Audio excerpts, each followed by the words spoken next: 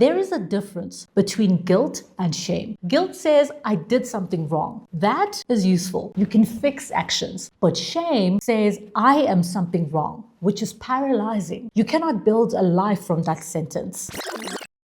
There was a period where I kept disappearing every single time I made a mistake. A missed call, a messy conversation, a fight, a promise I broke. I told myself I was busy. And the truth was, I was ashamed. I believed if people saw me after the mistake, they would decide if I was a fraud. The disappearing was not normal. It was a shackle with lipstick. I thought I was being strong when I went silent. I thought that softening my truth was maturity. I thought that staying out of sight after a mistake was responsible. Here's what I actually learned.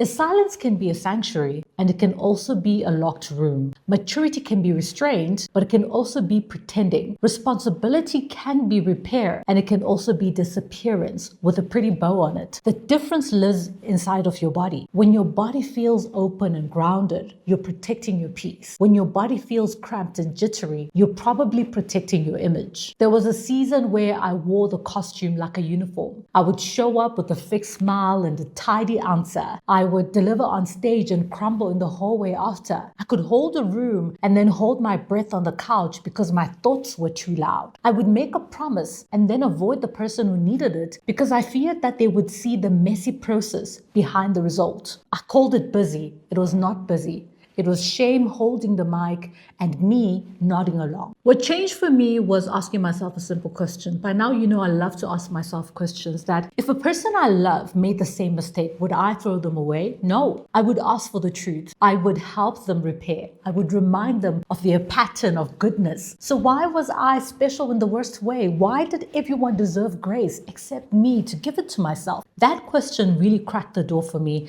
and I walked through it with a trembling voice. There is a difference between guilt and shame. Guilt says, I did something wrong. That is useful. You can fix actions. But shame says, I am something wrong, which is paralyzing. You cannot build a life from that sentence. When you mess up, speak to yourself like a good coach. Name the play that failed. Name the skill you will train to be better. Then leave your identity out of it. Your identity is not on trial every time you make a mistake. And here's the funny thing about shame. It is obsessed with image, but it makes you look small. When you release it, you do not become arrogant, you become spacious. You walk into rooms with your chest open because there's nothing to hide. That confidence is quiet. It makes people breathe easier when they're around you. It also makes you feel brave with the love that you give to yourself, with money, with art, because you're no longer protecting a fake image. You risk being real. If shame is the shackle, then delight is the key. You have to start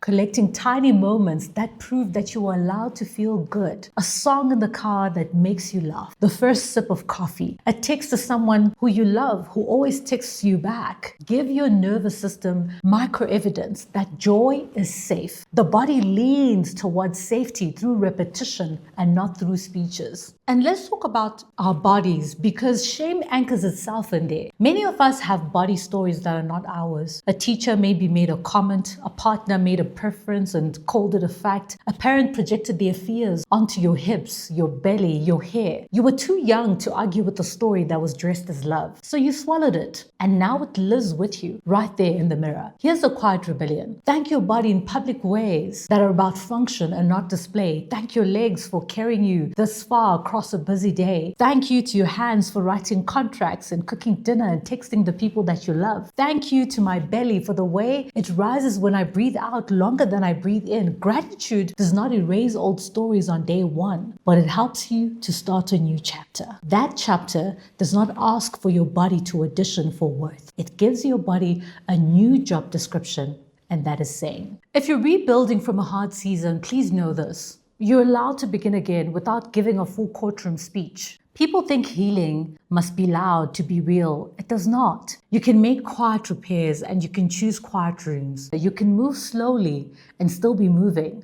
The goal is not this viral redemption arc. The goal is a life that fits your nervous system and honors your integrity. The invitation list can be smaller. The applause can be softer. The peace then becomes loud. Shame often gets loud around money and work. It tells you that asking for your worth is arrogant. It tells you that charging properly is greedy. hierarchy. It tells you that success is a pie and your slice might steal from someone else. And that's nonsense. It keeps people small. Money is a tool. The price that you charge is a boundary that protects both parties. When you ask for your worth, you're not demanding a crown. You're describing what it takes for you to deliver excellence and live a life that does not collapse. The right people will say yes, and the wrong people will say no. That is not an insult. That is sorting. And sorting is healthy because everything gets sorted into the right box. Here's a framework that helps me speak about money without shame. I define it in 3 lines: the outcome I create, the time it saves, and the pain it avoids. Then I price it with respect for my costs. I say the number once, clean and calm. I stop talking. I let the other party do the math. If they want to negotiate, I adjust the scope rather than my identity. Less deliverables for a smaller fee. A later start for a tighter budget. I will not lower my sense of self to fit a conversation. This is how prizes become prisons. We stay free by keeping math and worth in separate rooms. Shame is clever with love too. It tells you must be easy to love. It turns you into an audition. You edit your feelings to avoid conflict. You shape shift to avoid rejection. You call it adaptation. It is not adaptation. It is slow self-abandonment. Real love is a daily verb. And what about our public life? We live chronically online now. The internet rewards outrage and confessional wounds because spikes look like success. You can be honest without feeding the machine. Share after you've healed enough to speak with generosity. Tell the story with the tool inside it. Credit people. Admit what you do not know. Ask for sources. Block what is unsafe without writing a thesis. Post like a person who intends to be there in 10 years and not a comet that burns out for a weekend. It's almost like the internet rewards shame. Finally, retire the sentence that I am too much. Retire the sentence I am not enough. Replace that with I am growing. Growing people are not perfect. They're honest. They're in motion. They choose rooms that hold their full story. Take off the costume and you'll see that you actually look good in your own skin. I hope these words can hold you. Cheers.